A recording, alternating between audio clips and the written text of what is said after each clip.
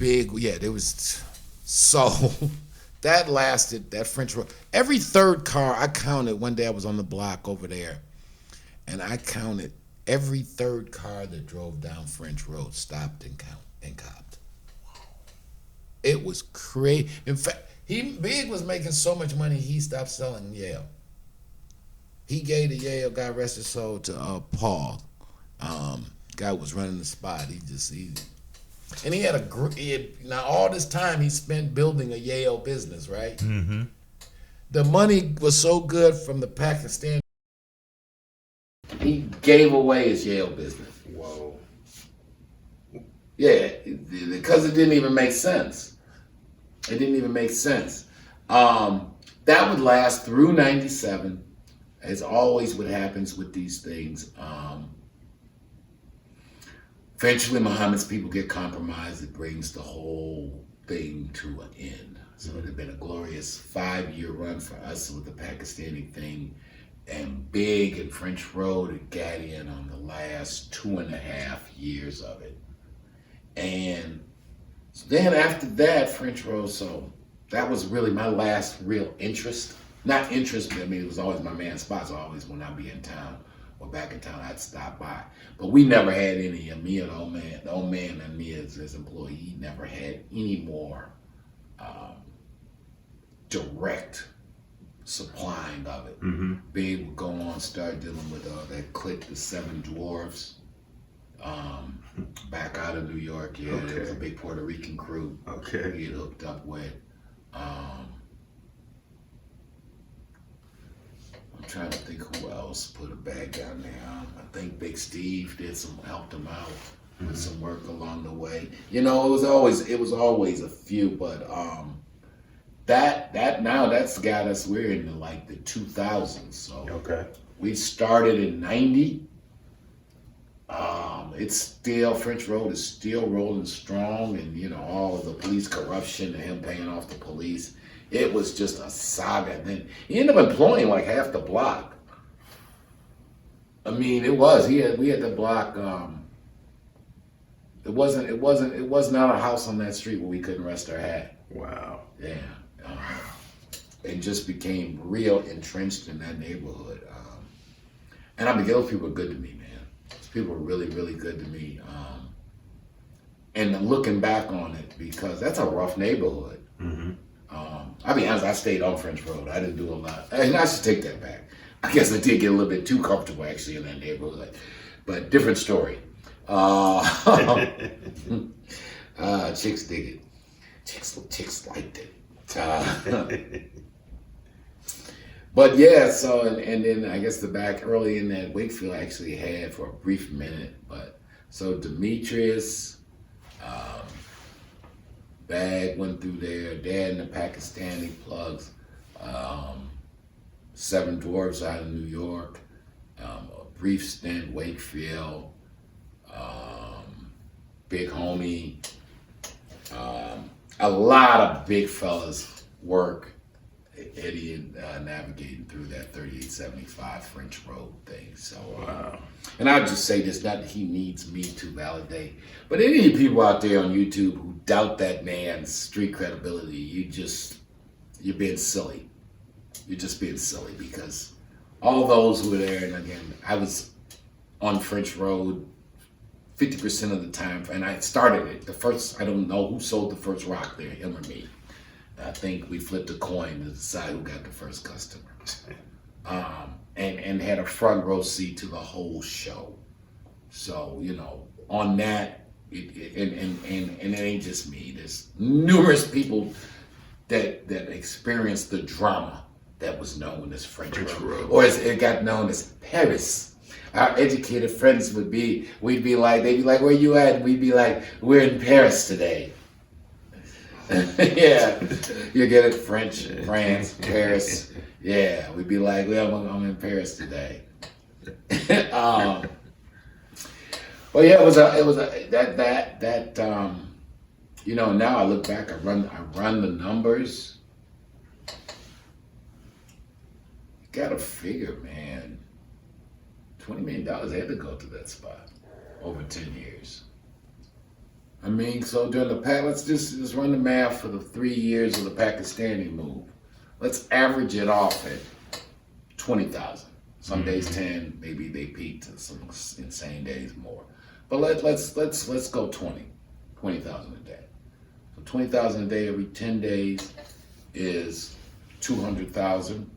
So that's 600,000 a month, right? Mm-hmm. In 10 months, that's 6 million. Plus another 600,000, that's 7.2 million. So actually that 20 million number is like, because they did 20 million in them 3 years between 93 and 97, or in 93, 97. Mm-hmm. That I saw. And I spent the money. I in fact, I remember the old man when he was buying the club, and he just was like, I think I'm gonna buy this nightclub. I'll just take this week's money and we'll buy it. Right? Then you had the Demetrius run. That was a short run, but stupid numbers. Then he clowned with that Seven Dwarf thing even later, going into the turn of the century. Steve, and there was always somebody, hooking him up because his dad. Everybody knew his dad, so he always was able to get a good bag. So yeah, I don't know, man. That house on French Road, 20 million is light over 10 years because that's only averaging 2 million a year. I'd say gross sales, that spot probably saw 35, 50 million hit the door. Walked up them stairs, either knocked on that back door or slid that money through that front door window. That's factual, people. That there is factual. These is not urban legends that we heard. You're right. These is urban legends that we lived, that we helped create. So, yeah, just a little backstory, man. Going down memory lane, the history of French Road, 3875. There was a time. So anything, I know you've been hearing these stories for a long time. Do we got any questions about any of the above? At what point the convergence between Mr. Brown, like what was one of the last little interactions they had during that time, post prison? You're saying Pops and Eddie Sr. Okay, so right, unfortunately got arrested. So the big man would pass in the middle of the Pakistani plug, and he had just got some really good news. It really looked like he was going to get a chance to get out. Oh, okay. I think I did a post, my last conversation to the fat man. So Pops was looking up, obviously swell, the man locked up. So, big man's commissary was, triple overflow. So he was staying in a lot of contact.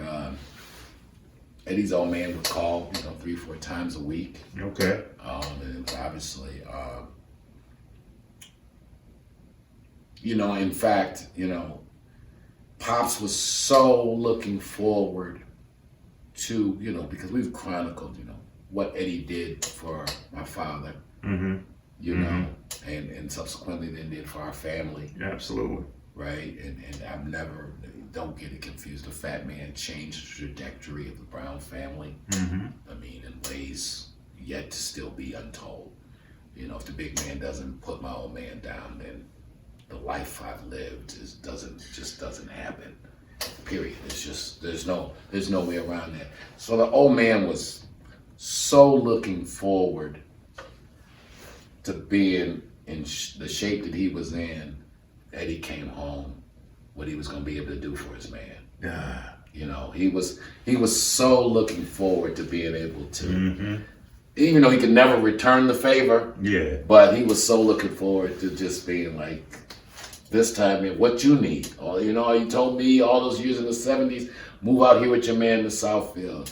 You driving Cadillacs like me. You lay out your house. You're a big, now, what you need, what you want. Right. What you need, what you want. We got this, we got this. And so yeah, that was 95 when the big man passed. And we didn't talk about, old man laid out is going away. Yeah, fit for a king. But and that was not Big could have done it, but the old man was like, nah, this one here, I don't want. Everybody's nah, this one on me. Yeah. This one's on me. We're not gonna pass the hat on this. Right. And they told the people at Swanson's, just make it the best you can do, and whatever it costs, that's what that costs. And but no, him and the big man were very much in close contact till he passed, and that was right in the middle of the Pakistani plug. So when things were going, we were so much on top when he passed. Yeah, and that was kind of just the even more bitter part about it, because all that he had done and the fruition, the connections, and because that Pakistani run, when old man started with the big man, he was a bus driver. He was a square. Mm-hmm. And the lessons that he learned, he never really got a chance to fully execute. A little bit in the 80s but that run, it was like everything he had learned from Eddie, he got a chance to put into practice. And look at what your student learned. Right. Is there any question who was your prize student? Right? Uh-huh. Look at this shit here. Uh-huh. All those lessons from the Hancock building and everything, I paid, it was like I was paying attention. That's Big right. man. And you should be here to see how your man is putting it down. That's heavy. Yeah. It was a time. So, but yeah, that was a bitter pill to swallow for everybody, for him to pass when we were really on top at that time.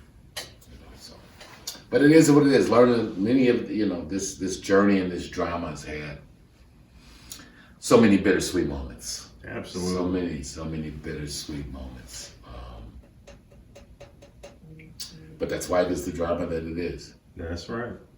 I know why it is the drama where it is. So, hope you guys enjoyed it. The history of French Road. French Road. Part again, just Detroit street history. That's all we're trying to do here. That's right. Give you guys, it's so much, I know, family. This has been a 50, 40-year drama. So, trying to put it all and bring it into context, keep everybody up to speed and everybody on the same page as the platform keeps growing and the story, more people get exposed to the story. So, we appreciate you guys. Make sure you guys are hitting that like, share, and subscribe button, that notification button. A lot of hot things. We'll talk to them a little bit about Get ready for Patreon, people. We're going to have some exclusive documentaries, exclusive interviews, merch that's not available on the shop, a little bit of everything. Yeah, and Making It a Mafia is going to premiere probably. Yes, it's going to premiere once we get the Patreon open. So it's going to tell you how this whole journey here came. Again, some of this archival footage that is some of the newspaper and TV interview stuff that has not been seen since the 70s. And some of the stuff was edited out, so we got it, but the news never even showed it. So some real history of how this Motown Mafia thing began. So appreciate you guys, love you guys, hope all is well. Make sure you're hitting us up in the comments section. If you got an idea, something you want us to talk about or cover, we are definitely trying to expand our content range and topic scope. So we are open to all ideas. Motown Mafia available on Amazon and Tubi TV. Again, if you want more of the story in depth, Motown Mafia, Memoirs of a Kingpin's Kid. The book available on Amazon. We're going to have some hot deals for the family, right, on that Patreon. Yeah. To make sure you guys can get your hands on that doc and on that book. And it's all good, fam. So it's your man. We're signing out here at Big Boss Filmworks. Motown Mafia podcast number unknown. We're going to count it up so I can stop saying that. Holla at you, man. You good, Lou? All good. Flyers plus graphics. And that's about it. One.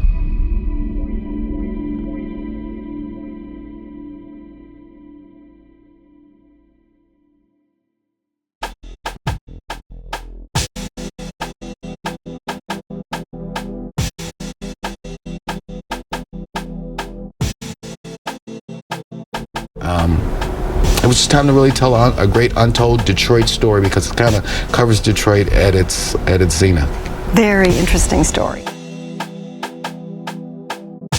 decided that we were going to make a movie.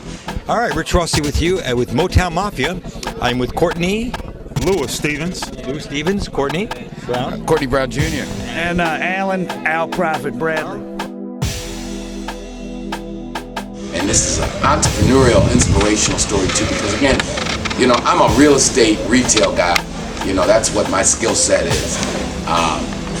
But I'm a businessman, so I was like, you know, we're gonna do it. You know, sometimes when you got a dream, you won't have all the answers on how you're gonna do what you're gonna do. What made this one unique was not so much the crime, but the intertwining with Detroit's history and the Motown era and kind of the economic decline of Detroit. And it's really the story of a family. And from some perspectives, it's has a happy ending, like you said.